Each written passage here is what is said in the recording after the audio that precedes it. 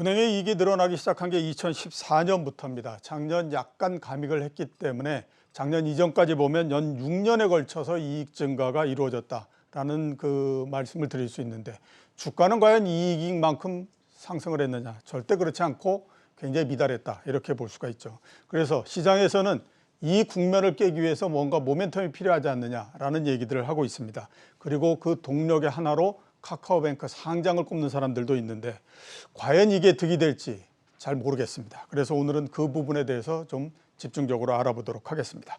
김지영 교보증권 수석연구원 나오셨습니다. 안녕하십니까? 안녕하십니까? 여의도에 코로나19가 상당히 많이 번창을 한다던데. 네, 최근에 좀 확진자가 많이 늘은 걸로 알고 있습니다. 그렇습니까? 네. 굉장히 좀 조심하십시오. 네, 감사합니다. 자, 그 은행에 대해서 좀 여쭤보도록 하겠습니다. 네. 이제 2분기 실적이 오늘서부터 본격화되는데, 네. 은행주는 언제서부터 이익 발표합니까? 7월 22일부터 셋째 주부터 이제 넷째 주에 걸쳐서 은행주 예. 실적이 나올 것으로 예상을 하고 그러면 있습니다. 다다음 주인가요? 다음 네, 주인가요? 다다음 주입니다. 다다음 주. 예. 다다음 주서부터 이익이 발표되는데, 2분기 실적에 대해서는 어떻게 지금 전망하십니까? 2분기 실적만 놓고 본다면 전년 동기 대비해서는 30.5% 정도 증가를 하고요. 다만 전분기 대비해서는 10.6% 하락을 예상을 하고 있습니다. 근데 전분기에 워낙 비이자 수익이 좋았던 걸 감안한다면 전반적으로 실적은 양호한 것으로 예상을 하고 있습니다. 예. 이 작년 대비해서 30.5% 증가. 그거는 뭐 작년도 2분기가 하도 안 좋은 때였으니까 네. 예상할 수 있는데, 전분기 대비해서 10.6% 정도 감익. 네. 예, 좀 줄어든다. 그게 약간 좀 주가에 안 좋은 영향을 좀 주지 않을까라는 생각이 들긴 하네요. 자, 그럼 2분기 실적에 좀 분석을 해보도록 하겠습니다. 은행의 이익이 여러 가지 부분들로서 이루어지는데, 그중에 이제 가장 큰 부분은 역시 이제 순이자 마진이죠. 네. 대출 금리하고 예금 금리 사이에서 차이가 얼마큼 나느냐, 그걸 가지고 이제 이익이 얼마큼 되느냐 하는 부분들도 있을 거고, 그 다음에 또 대출해줬던 것이 얼마만큼 이 부도가 나버리거나 이런 거 없느냐 하는 것도 있을 거고, 또 최근에 많이 가는 게 은행 이외에 다른 자회사의 이익이 얼마만큼 증가하느냐, 이 부분도 있고 할 텐데, 이익이 전체적으로 어떤 부분에서 많이 나고 이익의 기여도가 가장 높은 부분 어떤 거라고 지금 보십니까? 네, 말씀하신 대로 순이자 마진 쪽이 우선은 양호하다라고 예. 보셔도 될 것 같은데요. 왜냐하면 이제 조달금리, 예금금리 쪽에 조달금리가 하락을 이제 유동성이 많이 증가하면서 실질적으로 그 시중은행에 자금이 많이 몰렸습니다. 그러면서 조달금리가 하락하면서 님이 반등한 것도 있고요. 추가적으로 이제 뭐 대출 성장세랑 관련해서는 가계대출은 줄기는 했지만 중소기업 대출이라든지, 그래서 이제 실질 성장률은 4에서 5% 정도 성장률이 꾸준히 나오면서 절대 규모의 이제 원화 대출금이 증가를 하면서 이자 수익이 견조했다라고 보시면 되고요. 두 번째로는 말씀하신 비이자 수익 부분과 관련해서는 증권사랑 보험사들 모두 실적이 좋습니다. 뭐 작년 대비해서 경기가 호전된 것도 있지만, 이제 증권사 같은 경우 일평균 거래대금 증가라든지, 그리고 트레이딩이나 자산 운용 쪽의 수익도 양호한 것으로 예상을 하고 있어서 이제 그 실적이 나쁘지 않을 거라 보고 있고, 다만 이제 전분기 대비해서 감소한 거는 사실 은행마다 좀 이유가 좀 다른데요.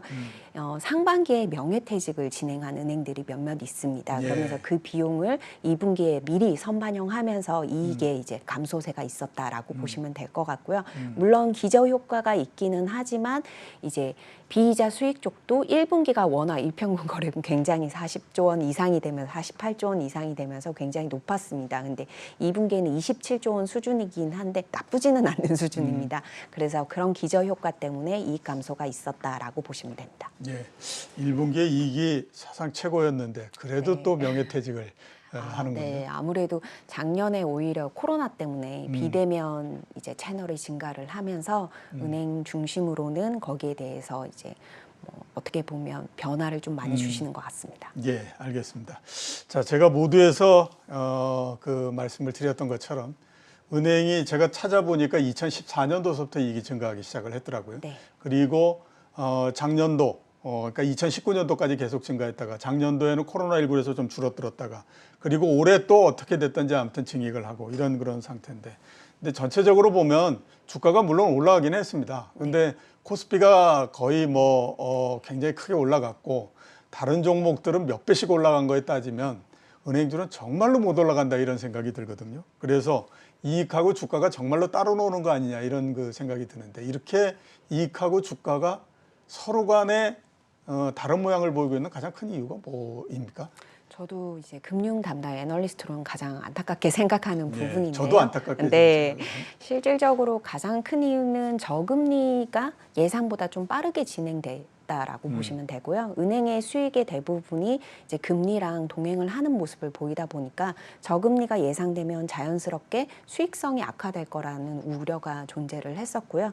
두 번째로는 이제 경기 둔화라든지 뭐 금리가 하락한다는 건 결국엔 경기 성장성에 대한 우려가 존재하는데 그와 더불어서 대출 성장에 대한 이제 불확실성도 염려가 됐다라고 보고 있습니다. 근데 네. 제가 개인적으로 생각하는 거는 이제 ROE가 좋아지고 있는데 실질적으로 ROE가 좋아지는 거 대비해서 이제 주가가 오를만 하면 항상 규제 관련된 이슈들이 존재했습니다. 뭐 과거에 14년 이후에 안심전환 대출이라든지 그리고 배당 정책 그리고 바젤 3로 인 BIS 비율 규제라든지 어떻게 보면 은행 내부적인 이슈보다는 외부적인 이슈 때문에 은행이 좋은 ROE를 이제 시현함에도 불구하고 저평가 받을 수밖에 없는 이유들이 있었고요. 또 추가적으로 이제 18년 이후에 이제 어떻게 보면 인터넷 전문 은행이 또 들어서면서 이제 은행들의 수익성이 유지 가능성에 대해서도 좀 염려가 있었던 것 같습니다. 예, 우리나라에 금융업 있지 않습니까? 지금 저 거래소에서 금융업으로 분류하는 업종 시가총액이 전체 몇 퍼센트 정도 됩니까? 퍼센트는 제가 알기로는 제가 최근에 사실 시가총액 조원으로 계산을 예. 하면 원래 작년 이제 19년 기준으로 이제 140조에다가 140조. 예, 작년 기준으로 130조로 줄었다가 예. 올해 들어선 170조로 170조. 다시 예, 상승 흐름은 좀 타고 예. 있는 걸로 파악하고 있습니다. 거래소가 2천조 이렇게 되니까 네. 10%가 채 안 되는 거네요. 네, 그렇습니다. 제가 알기로는 2000년대 중반 이때에 거의 한 20%를 넘어서 그 IT하고 거의 비슷비슷한 수준 정도였었는데 네, 맞습니다. 지금은 네. 뭐 굉장히 많이 줄어들어 버렸네요. 자, 이렇게 굉장히 많이 줄고 그러니까 그 시가총액 비중도 줄고 주가도 못 올라가고 뭐 이렇게 됐으니까 한번 좀 여쭤봐야 될 것 같은데 결국 그러면 이제 재평가될 수 있느냐 하는 가능성입니다.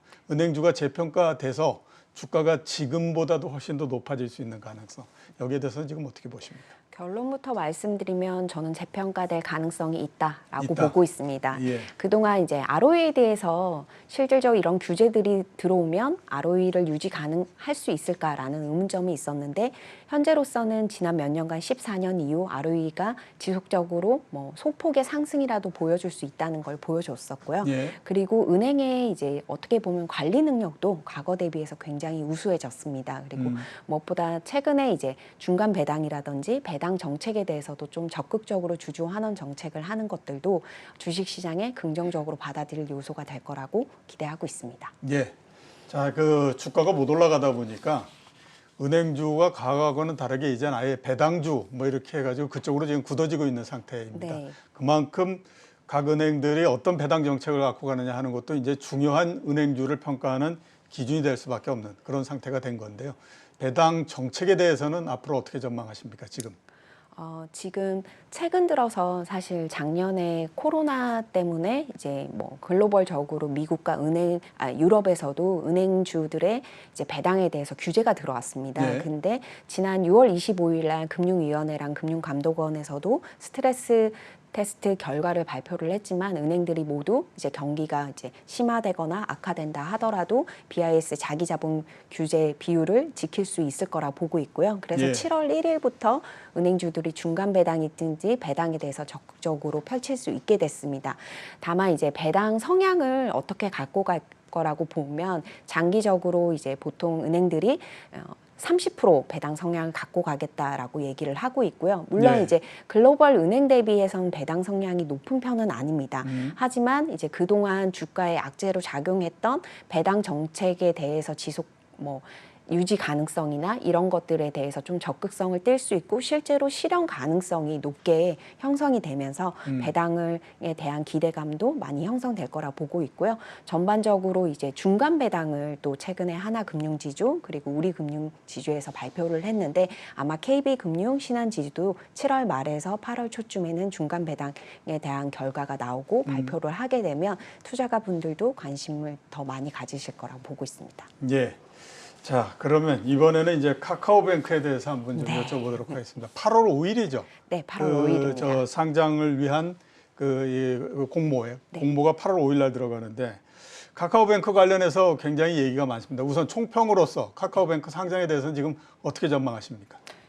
전반적으로 카카오뱅크가 이제 성장 산업의 인터넷 전문 은행으로서 성장성을 굉장히 높게 가져온 거에 대해서는 저도 긍정적으로 보고 있고요. 실제로 제가 18년도에 이제 인터넷 전문 은행을 전망을 할 때 카카오뱅크는 이제 서브뱅크 개념으로 저는 성장 가능성에 대해서 높게 평가를 했습니다. 그리고 네. 금요일 경제를 달성을 하면서 BEP 도달하고 이익을 시현하고 있는 상황이고요. 예. 근데 최근에 투자가 분들의 입장은 조금 제가 느끼기엔 과거와 좀 달라졌습니다. 예. 이제 과거에는 은행주가 저평가 받고 있는 상황에서 카카오뱅크도 들어오게 되면 또다시 은행주들이 저평가 받지 않겠냐라는 염려들이 있었는데 오히려 최근에는 은행은 은행주대로 이익을 잘 내고 배당에 대한 기대도 있는데 그러면 정통은행은 정통은행대로 그리고 인터넷 전문은행은 인터넷 전문은행대로 주가를 받지 않을까라는 이제 투자가분들의 의견을 제가 많이 받고 있습니다. 그래서 예. 어떻게 보면 카카오뱅크가 그런 측면에서는 이제 은행주로서의 이제 그 평가도 받겠지만 아마 초기에는 인터넷 전문 은행으로서 성장성에 좀 포커스를 받을 거라고 보고 있습니다. 예. 자, 성장성에 포커스를 받는다라고 말씀하셨지만 지금 공모가 이렇게 따지고 하면 네. PBR이 대충 5배 네. 이 정도 된다고 하더라고요. 네. 그러면 지금 있는 은행보다도 PBR 면에서 10배 이상을 더 받는 거지 않습니까? 네, 지금이 맞습니다. 0.3배, 네. 0.4배 이렇게 하니까 네. 5배 따지면 그거보다도 거의 10배 정도 더 받고 하는 건데 과연 이런 그 PBR 자체가 그러니까 이런 밸류에이션 자체가 타당하냐 하는 부분들에 대해서는 어떻게 지금 보십니까? 사실 저희도 고민을 좀 많이 하는 예. 은행 애널리스트의 고민을 가장 많이 하는 부분인데요. 우선은 성장성에 있어서는 와이어의 성장률이 20% 가까이 넘을 때도 있었고 유지를 하고 있고요. 그리고 예상보다 시장의 예상보다는 이제 BEP 도달이 또 빨랐습니다. 예. 그 이익 성장 속도도 이제 양호했고요. 그러다 보니까 원래 이제 은행 담당하는 애널리스트는 장외가 기준으로 한다면 PBR이 거의 7배, 8배였는데 사실 아무래도 이게 금융주 안에 들어오면 ROE가 얼마나 나올 수 있느냐도 중요한 이제 그렇죠. 투자 판단의 예. 기본이 되는데 ROE가 아직 이제 작년 기준으로 4%대를 나오고 있는 회사에 대해서 PBR을 과연 인터넷만큼 이제 PBR을 주느냐, 성장성을 주느냐, 거기에 밸류를 어떻게 주냐 이런 고민들을 많이 하기는 했습니다. 예. 근데 이제 저 같은 경우는 개인적으로 이제 많아도 4배 정도라고 생각을 하고 있고요. 그래서 예. 공모가 같은 경우에는 이 정도 선이 어떻게 보면 시장의 의견을 받아들인 게 아닌가라고 보고 있습니다. 다만 성장성이나 이런 거에 대해서는 좀 더 검토는 필요하다라고 보고 있습니다. 글쎄, 저는 그 생각이 좀 듭니다. 2000년도에 미래에셋증권이 제일 처음 만들어질 때 이름이 이미래에셋증권이었습니다. 네, 맞습니다. 앞에 이자가 네. 붙어 있었거든요. 그게 이제 왜 그러냐면 그 당시에 IT 붐이 워낙 있었기 때문에 증권회사보다는 우리는 IT 회사다 이런 쪽에 포커스를 맞추기 위해서 그랬었는데 지금 제가 봤을 때 카카오뱅크도 좀 그런 느낌이 좀 많이 든다라는 생각이 들어서 과연 이렇게 높은 밸류에이션을 주는 것이 맞느냐 이런 생각이 좀 많이 들거든요. 저는 이제 시장에 오히려 들어오게 되면 아무래도 금융주의 밸류에이션을 받는 평가 방법이 도입이 그게 될 맞겠죠. 거라고 생각을 하고 있고요. 그래서 이제 카카오뱅크에 투자하신다 하시더라도 초기에는 아무래도 카카오톡이 4,600만이 사용하는 국민 이제 메신저인 만큼 거기에 따른 기대감이나 그런 것들은 많이 형성될 수 있겠지만 그 이후에는 이제 회사가 말했던 중신용자 대출 시장을 얼마나 확장을 하는지 그리고 담보대출 대출 시장에 이제 어떻게 보면 진출의 성공 여부를 좀 따져가면서 투자를 하셔야 된다라고 생각하고 있습니다. 예. 자, 은행주에 미치는 영향을 한번 좀 짚어봐야 될 것 같은데, 네. 그 둘 중에 하나입니다. 하나는 매기론이죠. 네. 그러니까 은행이 이렇게 분할돼서 쭉 있는 데에 들어왔기 때문에 이게 시장 전체를 다 갈아엎어가지고 굉장히 은행주를 끌어올릴 수 있는 영향이 있다라고 볼 수 있는가 하면, 또 한쪽에서의 생각은 카카오뱅크에 이 공모를 하고 그러는데 들어가는 돈, 특히 뭐 기관이나 이런 쪽에서는 기존의 은행 팔아가지고 그거 들어가는 거 아니야? 이런 생각들도 할 수도 있거든요. 네, 맞습니다. 어떤 영향을 줄 거라고 보십니까? 카카오뱅크 상장이 다른 그 은행주에 대해서는. 우선은 매기 역할은 충분히 지난 2, 3년간 보여줬다라고 예. 생각합니다. 근데 이제 앞으로 하는 원래 인터넷 전문 은행을 정부가 지원했던 이유 중에 하나가 중신용자 대출 시장에 대한 기대가 컸었거든요. 예. 그걸 올해부터 적극적으로 하겠다는 거고요. 근데 이제 그 시장에 관련해서는 사실 막연한 성장 가능성을 높게 보시는 분들도 있지만 우려도 많이 갖고 계세요. 뭐 리스크 관리라든지 이런 측면에서 단순하게 우리는 빅데이터가 많아서 잘할 수 있어요 라는 문제는 저는 아니라고 생각합니다. 예. 왜냐하면 제가 어렸을 때 제가 이제 들어와서 이 업계에서 들어와서 금융주를 지켜보는 과정에서는 분명히 성장통은 존재했었거든요. 그런 것들이 카카오뱅크가 이제 다른 은행과는 출발점이 다르다 보니까 어떻게 해결하는지의 여부도 저는 관점의 포인트가 될 것 같고요. 예. 말씀하신 이제 그 은행주를 팔아서 카카오뱅크를 사지 않겠냐라고 하기에는 제가 아까 말씀드린 투자가분들이 예전에 비해서는 시각이 좀 바뀌셨습니다. 예. 그런 이유 중에 하나가 작년에 이제 비대면이 활성화될 때 인터넷 전문 은행에 대한 관심이나 인터넷에 대한 IT에 대한 관심이 높아졌음에도 불구하고 이제 금융주가 이제 어떻게 보면 시가총액이 상승한 거에는 저는 좀 충분히 상승 여력이 있다라고 보고 있습니다. 예. 저는 외환위기를 겪었기 때문에 하나 거기에서 교훈을 얻은 게 있습니다. 그게 뭐냐면 우리나라의 모든 금융에 대한 정책은 은행을 중심으로 해서 이루어지더라라고 하는 거이기 때문에 만약에 지금 기존에 있는 은행들의 수익성에 타격을 줄 수 있는 형태나 이렇게 된다라고 하면 그건 정부가 또 형태를 바꿔가지고 기존에 있는 은행들이 일정하게 수익을 어느 정도 확보할 수 있고 그런 형태로 또 바꿔버리거든요. 그러니까 이번 같은 경우에도 정말로 카카오뱅크가 진짜로 그렇게 그에서 다른 은행을 압도할 수 있는 이 영업 형태를 갖고 있다. 그러면 다른 은행들 가만히 있지 않죠. 네, 정부에 가서 맞습니다. 우리도 이거 네. 하게 해달라고 막 그 하게 되면 또 바꿔주고 네. 이런 형태가 되기 때문에 그것도 조금 고려를 하셔야 되는 거 아닌가라는 생각이 듭니다. 자, 그 하반기 전망에 대해서 한번 좀 여쭤볼 텐데 하반기 은행 전체적인 전망 어떻게 보십니까?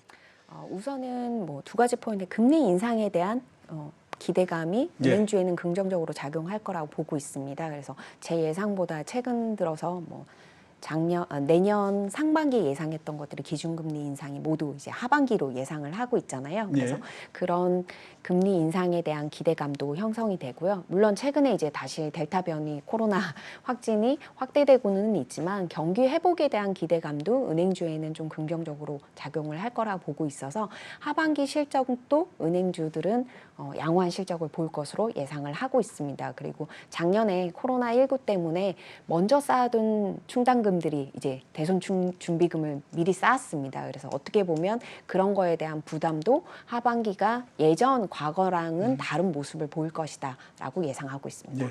탑픽 종목만 좀 말씀해 주시죠. 네, KB금융이랑 하나금융지주 탑픽으로 얘기하고 있습니다. 예, KB금융과 하나금융지주 말씀해 주셨습니다. 올라와주셔서 감사합니다. 네, 고맙습니다. 지금까지 김지영 교보증권 수석연구원이었습니다.